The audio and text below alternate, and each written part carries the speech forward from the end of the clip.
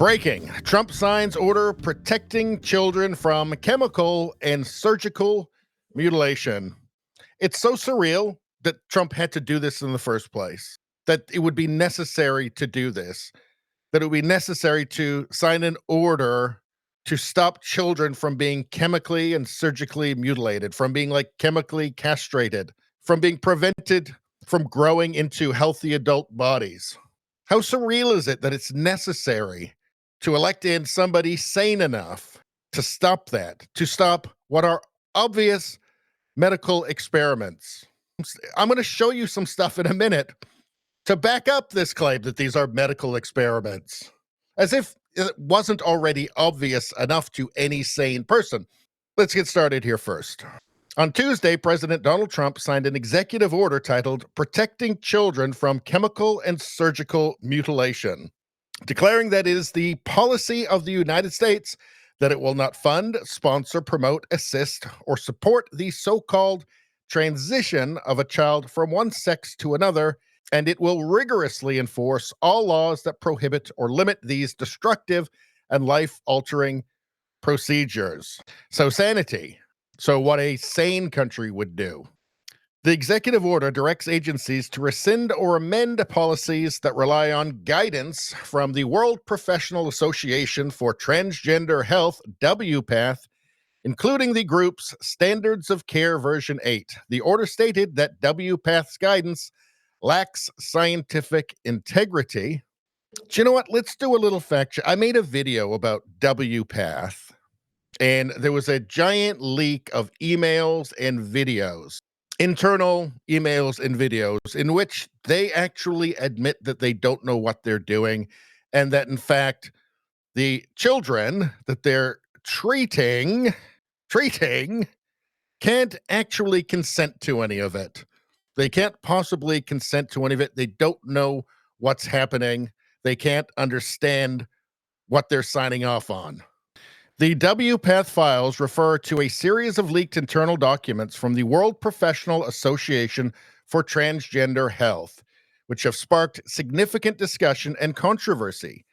Here's a summary of the key findings based on the information available. Now, you have to keep in mind this WPATH, this World Professional Association for Transgender Health, is the authority to which the other authorities appeal.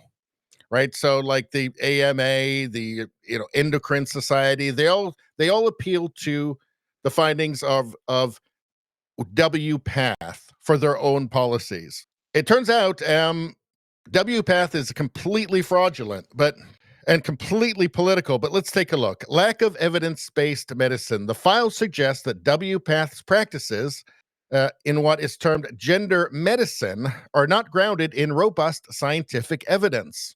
Discussions within these documents indicate a lack of randomized, double-blind, or controlled studies supporting their treatments, leading to accusations of the practices being more activist-driven than scientifically or medically sound. And let me remind you, like the American Medical Association, the Endocrine Society, and many more across the world in other countries, including Canada, they cite WPATH as their source, as their authority that they appeal to. There is no reason this would happen other than politicization. This is purely ideological. It's not science. It's certainly not what's best for kids. This has got nothing to do with the Hippocratic Oath, people. Ethical concerns. There are revelations of profound ignorance and disregard for medical ethics among WPATH members. This includes concerns about the informed consent process, where patients, particularly minors and those with severe mental health issues, might not fully understand the implications of hormonal and surgical interventions. Patient outcomes. The files document a lack of consideration for long-term patient outcomes. There are instances where members discuss treating patients with severe mental health conditions or other vulnerabilities, like homelessness, with hormonal and surgical interventions without adequate safeguards or follow-up on the long-term impacts of these treatments. You see where this is going. Influence and misrepresentation. WPATH's influence on global transgender healthcare guidelines and policies is significant, but the files reveal that this influence might be based on less than transparent or scientifically rigorous processes. Yes, it's political, it's ideological. There's a suggestion that WPATH might have suppressed or manipulated research findings that did not align with their advocacy positions. I've talked on this channel before. I mean, a good way to describe what radical leftism is doing is that they're not trying to fit their ideology into the world. They're trying to fit the world into their ideology, and they're very happy to break it in the process. And you. And by the way, this is the stuff that the activists all say isn't real. No, it's all fully reversible. No, it doesn't make you infertile. There's no problem at all. There's no adverse effects from this.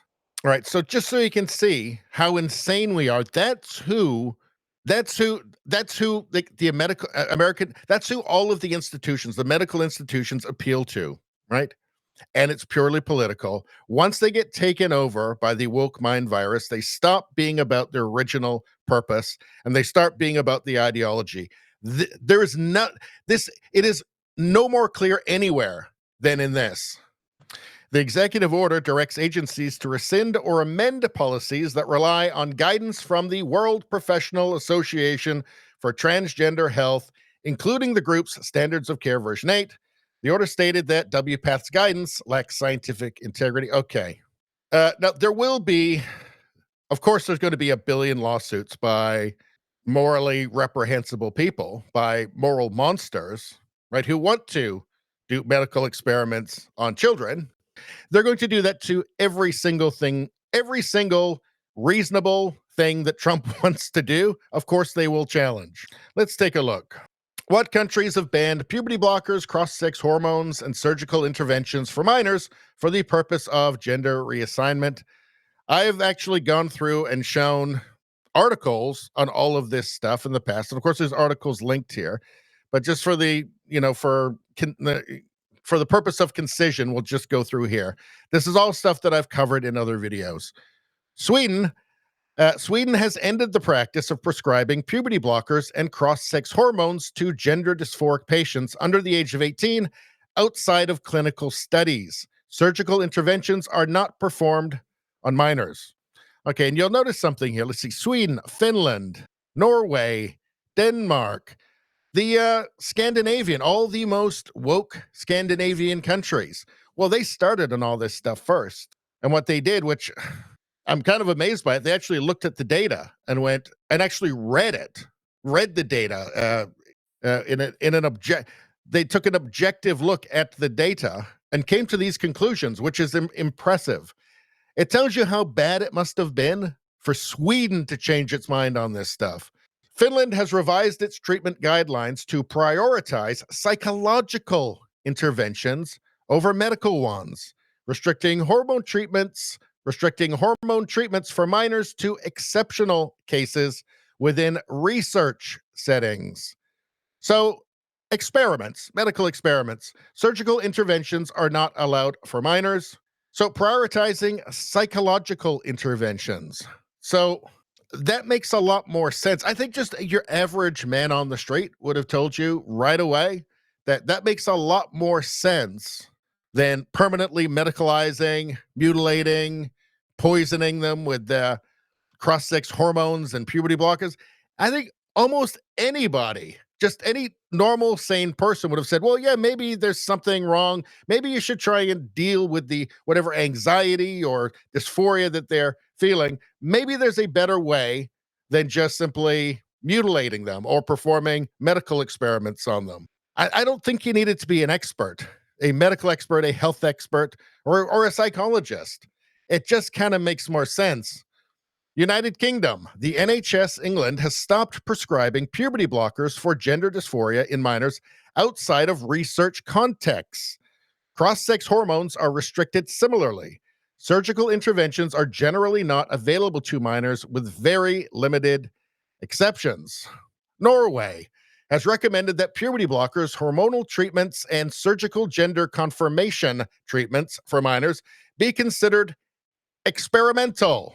I keep using that word experimental. I'm using it for a reason, because these are experiments. they're conducting on vulnerable children. Thus, these treatments are restricted to research settings.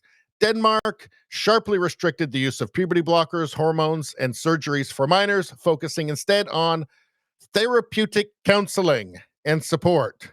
Again, I think most sane people might have suggested maybe you try the counseling route first before you start lopping off body parts or preventing children from growing into a healthy adult body. You've got France, you've got Australia. You get the point. And we don't use the word we don't use the words medical experiments for no reason. I'm not just pulling that out of my ass. I mean, there's whole countries who feel the same way. The thing is, the politicians, leftist politicians, the advocates, they all know this stuff. They all know this. They all know. They see the red flags. They all know, right? Hold on a second. Clearly, these people have been doing it for longer, and they're pulling back. Clearly, there's something very wrong happening here. They must know that. WPATH must know that.